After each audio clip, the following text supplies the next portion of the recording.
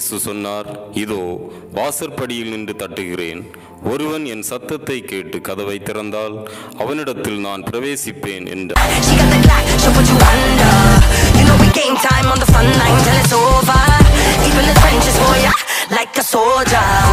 பொந்திய பிலாத்து என்னும் ரோம அரசர் காலத்தில் இயேசு சிலுவையில் அறைய ஒப்பு கொடுக்கப்பட்டார். அவருடைய தலையில் முள்முடி சூட்டி அவரை பரிகாசம் பண்ணி சாட்டையால் அடித்து துன்புறுத்திய காட்சி இதோ.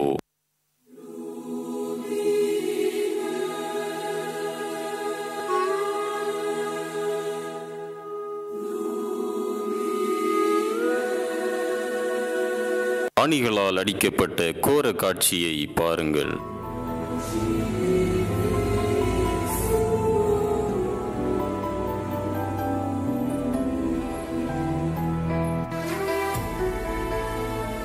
கள்ளர்கள் நடுவே சிலுவையில் அறையப்பட்ட காட்சி இதுவே.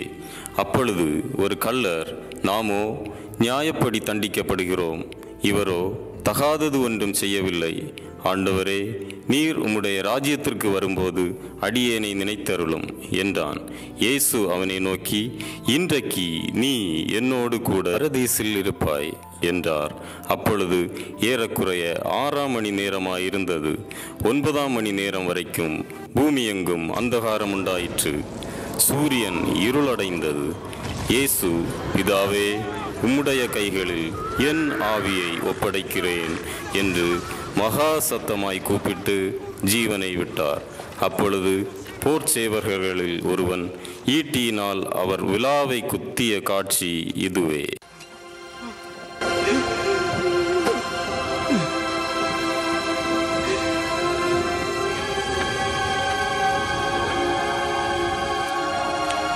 ரோம அரசன் பிலாத்து இயேசுவை அடக்கம் பண்ணின கல்லறையின் முன்பு போர் வீரர்களை பாதுகாப்புக்கு நிறுத்தியிருந்தான்.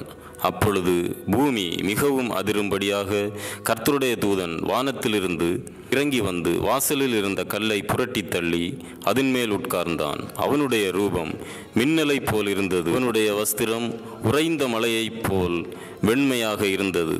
போர் சேவகர்கள் அவனுக்கு பயந்ததினால் திடுக்கிட்டு செத்தவர்களைப் போலானார்கள்.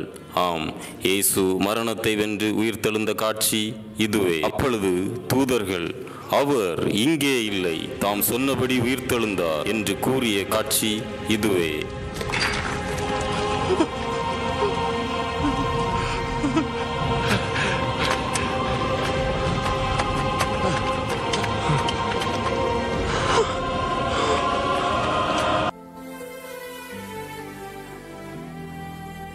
இயேசு உயிர்த்தெழுந்து 2023 வருடங்கள் ஆகிறது.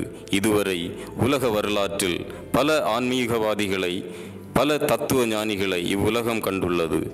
அவர்கள் எல்லாரும் மரித்தார்களே தவிர உயிர்த்தெழவில்லை. இயேசு சொன்னார், இதோ வாசற்படியில் நின்று தட்டுகிறேன்.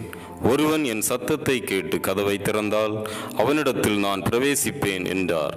மதுபானம், கொலை போன்ற எப்பேற்பட்ட பாவிகளாக இருந்தாலும் அவர்களுடைய பாவங்களை எல்லாம் மன்னித்து மீண்டும் அவர்களை புது வாழ்வுக்கு நேராக அழைத்து செல்கிறார்.